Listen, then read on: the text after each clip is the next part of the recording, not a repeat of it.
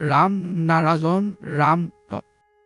ধ্যান কৰিলে কি লাভ হজ আৰু এইটো কেনেকৈ কৰিব লাগে ওপৰত যি আকাশ আছে সেয়াও ধ্যান কৰে সেয়া নিজৰ বিষয়ে ভাবে জগতৰ বিষয়ে ভাবে এই জগত কেনেকৈ চলিব কিমান দূৰলৈ যাব তাৰ বিষয়ে ভাবে কাক জাননী দিব লাগে কেনেকৈ দিব লাগে সেইটো ভাবিব লাগে মানুহে কি সাজত তাৰ বিষয়ে সিহঁতে ভাবিব লাগে ধ্যান কৰিবলৈ এজন ব্যক্তিজনে এটা লক্ষ্য স্থাপন কৰিব লাগে আৰু তাৰ অনুসৰি কাম কৰিব লাগে যত সংখ্যক পঢ়া লেখা কৰা মানুহ বুদ্ধিমান মানুহ ৰাজনৈতিক দল হ'ব শিক্ষয়িত্ৰী প্ৰফেসৰ যিজনেই হওক সিহঁতৰ কোনো লক্ষ্য নাই যদি সিহঁতৰ লক্ষ্য থাকিলহেঁতেন তেনেহলে পৃথিৱীৰ অৱস্থা এনে নাথাকিলহেঁতেন পৃথিৱীত কোনোবাই ডাঙৰ মহলত থাকে আন কোনোবাই কুঁৱলীত যদি পৃথিৱীত ব্যক্তিগত সম্পত্তিৰ অধিকাৰ নাথাকিলহেঁতেন তেনেহলে এনে নাথাকিলহেঁতেন আকাশত কোনো তাৰা বা নক্ষত্ৰৰ মাজত কোনো ধৰণৰ উচনিচ ডাঙৰ সৰু এনে ভেদাভেদ নাই আকাশত অসংখ্য তাৰা আছে পৃথিৱীত কোনো মানুহ বিজ্ঞানী ক'ব পৰা নাই যে আকাশত কিমান তাৰা আছে মানুহৰ মনত এই চিন্তা কিজন নহজন যে আমি কোনো কৰ পৰা আহিছো মৃত্যুৰ পিছত ক'ত যাম আকাশে জানে যে পৃথিৱীত বাস কৰা মানুহ কিদৰে আছে কোন ভাল কোন বেয়া কোন বুদ্ধিৰ সৈতে কাম কৰে কোন বিনা চিন্তা ভাৱনাই কাম কৰে সকলো জানে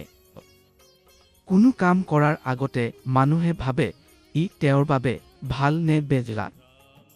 প্ৰকৃতিৰ পৰা ইজৰাক ভাবিবলৈ সহজৰ পাজত তাৰ পিছত এই চিন্তা আৰু প্ৰকৃতিৰ মাজত বিবেক আহে সেয়া মানুহক কৈ দিজৰে কি কৰা উচিত নহজ কি ভাল কি বেয়া কিন্তু তথাপি মানুহে নিজৰ বিবেকৰ কথা নুশুনে প্ৰত্যেক ব্যক্তি নিজৰ ভুলৰ বাবে দাজলি পৃথিৱীত এনে কোনো নাই যিয়ে ভুল নকৰে অতি পুৰণা দিনত চুলিত খানা পকোৱা হৈছিল মই গাঁৱত এজনৰ ঘৰত গৈছিলোঁ তাত এজন মহিলা চুলিত খানা পকাই আছিল ঠিক তেতিয়াই তেওঁৰ শিশু ডাঙৰ হৈ চুলিৰ কাষলৈ আহিল মাকৰ পৰা কোনোবা আদেশ নোহোৱাকৈ তেওঁ থমকি ৰল শিশুটোৱে বুজি পাইছিল যে আগলৈ গলে সেয়া জ্বলি যাব পৃথিৱীত চোৰ ডাকাতসকলে বিবেকৰ বিৰোধিতাত কাম কৰে কোনোবাই ভাবে তেওঁলোকৰ বাপেক ধনী সেয়া তেওঁলোকেও ধনী কিন্তু সিহঁতে জানে নে ইডৰাক কিমান দিন চালাই লৈ যাব পাৰিব পূৰ্বতে বহুতো ৰজা আছিল সিহঁতে সকলো গ'ল মোগল ৰজাসকলে আছিল সিহঁতে গ'ল ব্ৰিটিছ ৰাজ আছিল সেয়াও গ'ল আগতে ভাৰত কংগ্ৰেছ চৰকাৰ আছিল এতিয়া ভাৰত বিজেপি চৰকাৰ আছে সিহঁতে ভাল কাম কৰি আছে সকলো বিশ্ব মোদী কৈ আছে মানুহে জানিবলৈহে পাৰে তথাপি ভুল কৰে কিজনো পৃথিৱীৰ ব্যৱস্থা এমনেই এই ব্যৱস্থাই মানুহক চোৰ বনাজন মানুহক বেজদা হ'বলৈ বাধ্য কৰে